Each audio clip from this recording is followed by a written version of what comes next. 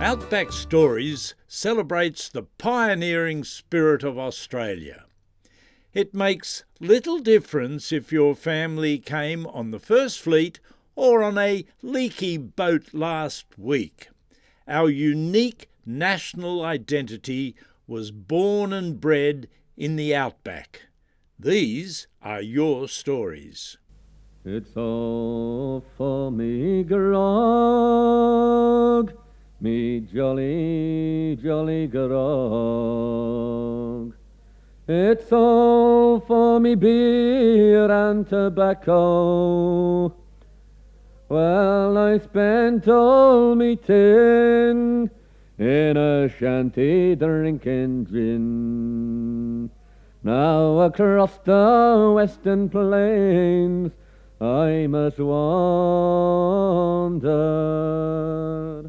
Australia's treasury of folklore, especially the songs, poems and humour, abounds with stories of hard-working bushmen pocketing their season's check and going on the spree.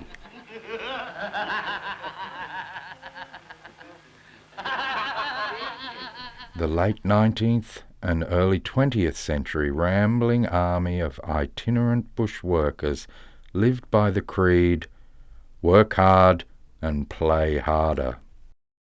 Timber cutters, shearers, ring barkers, sheep washers, fencers, cane cutters, boundary riders, drovers, doggers, rabbiters would live in the most primitive conditions for long periods of time. Work when work was available, then go on the Rantan, bluing their check. In most cases, it was a tale of woe. Some would point to the desolation of the bush or the absence of women that drove so many men to self-ruination. Yeah, we worked like horses and spent our money like asses. I'm stiff and stony broke since I parted with me moke. And the sky is looking black as flaming thunder, and the shanty bosses too, for I haven't got a sou.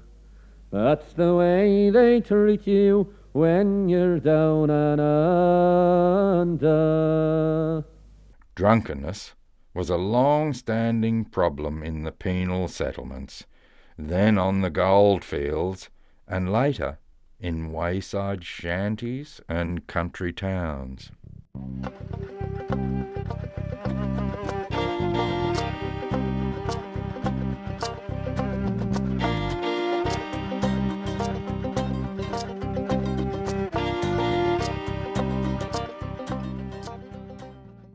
Australia's legendary dryness appeared to have an unquenchable thirst. For those who lived and worked in the cattle or sheep stations, alcohol was forbidden. Foolhardy behaviour simply didn't go with hard work. There were consequences, and sometimes that could be fatal. Drink-fuelled male bravado could also be a problem, where men lived in cramped quarters and the slightest provocation could end up in a Donnybrook. Then when the sheds are all got out, they get their piece of paper to the nearest pub there, and they cut a dashing caper. They call for liquor plenty, and they're happy when they're drinking. But what to do when the money's gone, it's little they are thinking. And it's home, sweet home, that is what they left it for, their home, sweet home. Thirsty drovers on the track sometimes succumbed to the temptations of a wayside shanty, but their contract to safely bring their herd to its destination usually brought them to their senses and back into line. Harder cases carried a bottle of overproof rum in their saddlebag for a nightly nip or two, always aware of not letting the nip bite them back. A sozzled drover was a liability to man and beast. The really ugly side of the bushman's battle with the grog were the so-called lambing down shops. Taking its name from the innocence of lambs, the practice became widespread during the gold rush, when gold-crazed diggers, fortunate to find a few nuggets, were considered easy prey for unscrupulous sellers of grog. Most of these sly grog operators operated from a simple tent, but they had one intention, and that was to take the miner down of his little golden nuggets. Only one more drink, said the hardy bushman as he leaned across the bar. Only one more drink of that good old whiskey, then away to the camp so far. So he called them in, and all were welcome, and his check went round like rain.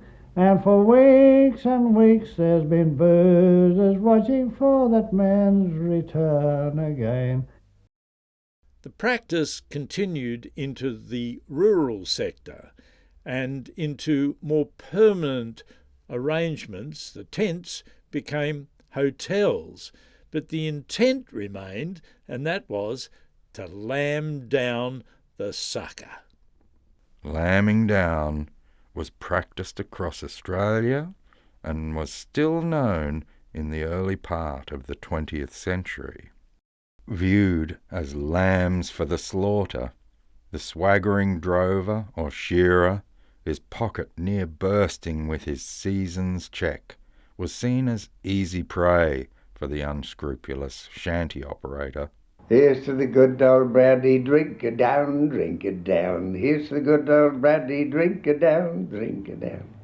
Here's to the good old brandy, yes, that makes you dandy.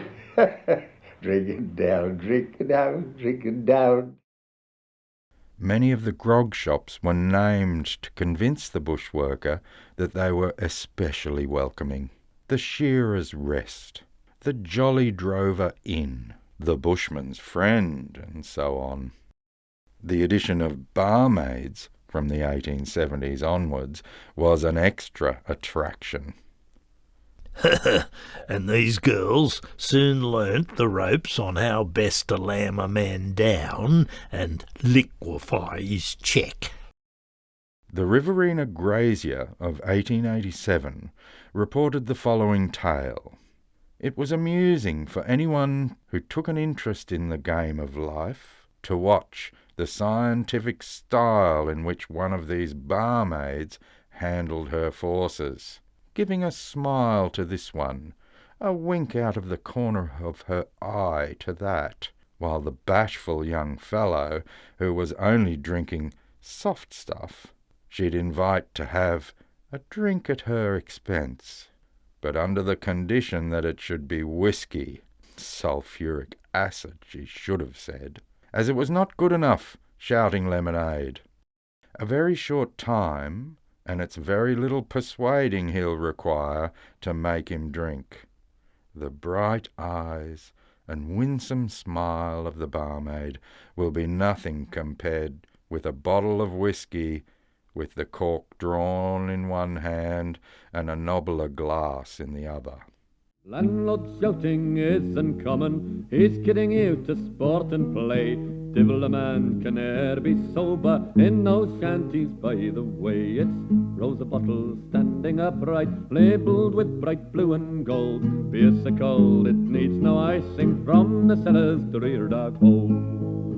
One lammer-down publican told the Mount Alexander Mail in 1876, "We always used them fairly, you know.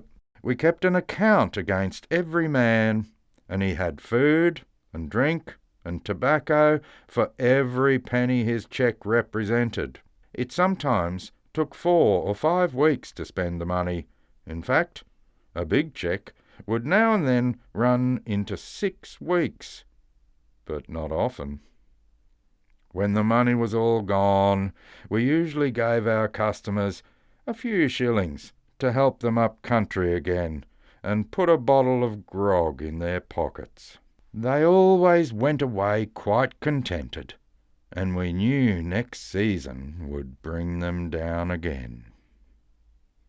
After a couple of welcoming shots of the special brew, the landlord or barmaid easily convinced the bushman to leave his swag behind the counter, for safe keeping, and then the drinking started in earnest. The Australian system of shouting kicked into action, led by the barmaid, and then all and sundry, including freeloaders. Hours turned into blind drunk days, days to weeks. After his cheque was exhausted, the bushman's saddle and bridle, horse, and even trusty dog had often jumped the bar. There was nothing left but despair. It went like beer, beer, glorious beer, fill yourself right up to here, drink till you're made of it, don't be afraid of it, glorious, glorious beer. Lambing down shanties typically had a special brew for their clients. Akin to rocket fuel, it was made from bar slops and rum, and often matured with a plug of tobacco. With the cheque nearly gone, the poor wretch was hauled out to the dead house, a room at the back of the hotel where his delirium tremors played havoc. After a day or two, he staggered back into the bar, where the host poured him a farewell drink before sending him on his way. If he parted with all his money, the landlord might generously give him a bottle to take with him. These lambing down operators were merciless, and used the excuse, if we hadn't lambed them down, someone else would have. Sure, I'm just about the cut for the Lachlan, and to turn 100 out, I know the plan. Given to me sufficient cash, you will see me cut a dash. Sure, I'm Tambaroora Ted, the ladies' man. Whoop!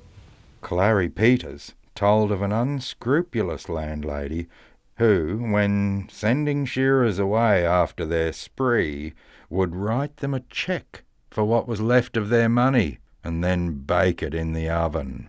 When the shearer travelled some 100 or so miles and looked in his saddlebag, the cheque had disintegrated to dust. Done down again.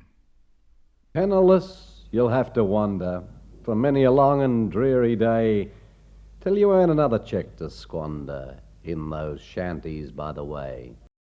I've been a wild rover these many a year, and I've spent all me money on whiskey and beer. The practice of lambing down continued up to the beginning of World War I. After Federation in 1901, the bushman, intent to get to the city, well, he could just hop on a train. But when he got there to the Big Smoke, he typically found that the city hotel operator also had a keen interest in his cheque, just like the old-time lammer-downers. The wild rover no more. So give me, old brewer, and give me a tart, and I will be simply all right. Can anyone point to a finer old joint than Brile Street on Saturday night? When me and my Widgie go walking along, my cobbers all try to be smart and get out of the way, for it's Joey, they say, going out with his fair dinkum tart.